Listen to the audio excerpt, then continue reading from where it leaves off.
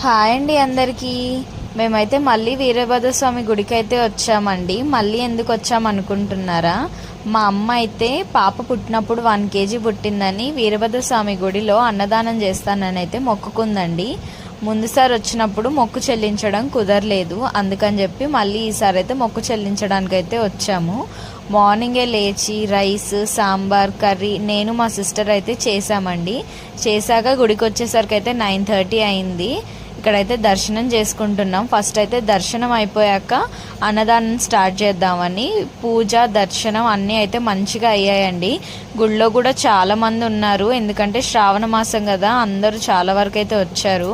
గుడి కూడా బాగా రద్దీగానే ఉంది, కానీ పూజ మాత్రం చాలా బాగా అయిందండి. ఆ తర్వాత అయితే మేము అన్నదానం కార్యక్రమం అయితే స్టార్ట్ చేసాము. అన్నదానం అయితే మేము వీడియో అయితే తీయలేదండి, కాకపోతే మా పాపను